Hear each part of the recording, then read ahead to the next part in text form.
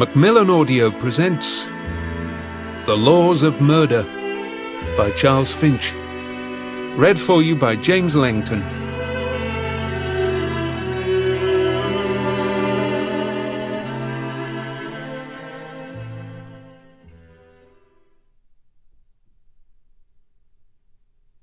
Chapter 1.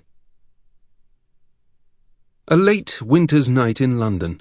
The city hushed, the last revellers half an hour in their beds, a new snow softening every dull shade of grey and brown into angelic whiteness. For a quarter of an hour nobody passed down the narrow street. Such emptiness in this great capital seemed impossible, uncanny, and after a few moments of deep stillness, the regular row of houses, covered so evenly by the snowfall, began to lose their shape and identity, to look as if they had nothing at all to do with mankind, but instead belonged to the outer edge of some low, lightless canyon upon a plain, in a distant and lonely and less civilized time. Watching from the window of his unlit second-story perch across the way, Charles Lenox began to feel like an intruder upon the scene. In his experience, there was a 10-minute period like this lying beyond every London midnight, though its actual time was unpredictable, after the last day had ended, before the next day had begun. Just as his pocket-watch softly chimed for 5 o'clock, however, the human stir returned to Chiltern Street. Abruptly, a hunched figure in a dark coat strode past, heading south, and not long afterward the first fire of the day appeared in a low window, a small stubborn orange glow in the darkness. Soon another followed it, 3 houses down. Lenox wondered who the man had been, whether he was out especially late or especially early, whether his errand was one of mischief or mercy. He had been dressed respectably. A doctor, perhaps? Then again, perhaps not, for he hadn't been carrying the handled leather bag of that breed. A priest? A burglar? Few other professions called for a man to be awake at such an hour. Of course, Lenox's was one of them. He was a private detective, lying in wait at this moment for a murderer. Across the street, the light of another fire in its hearth. Now the day was very near beginning. Lenox thought of all the maids of London, his own included, who woke during the brutal chill of this hour to begin their chores, to light the fires.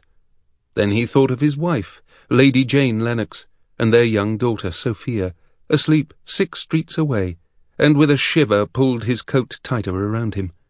The room where he had waited all night didn't have a fire, since of course he didn't want the light of one to draw attention to his presence here. What a queer way to make a living it was, detection. He smiled. It did make him happy, even in moments of discomfort. Not long before, his life had been very different. It was early January in the year 1876 now.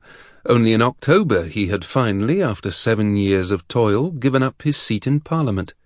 During the last 10 months of that period, he had been a junior Lord of the Treasury, drawing a salary of nearly £2,000 a year, to some men a very great fortune indeed, in a city where one could live opulently on 1/10 of that sum. And it had even been dangled before him that he might, with continued industry and luck, hope one day to compete for a very high office, indeed so high an office that one could scarcely utter its name without a feeling of awe. Even on a humbler level, he might have remained useful in Parliament indefinitely, he knew. He had both an interest in and a talent for politics, and the discipline that success in that house required. But during every hour of those 7 years he had missed this, the previous work of his life, his vocation, detection. And while the evenings in Parliament had been comfortable, with their beer and chops and amicable companions, they had given him nothing like the thrill of this cold, wearying night. He was where he belonged again, doing what he was most suited to do.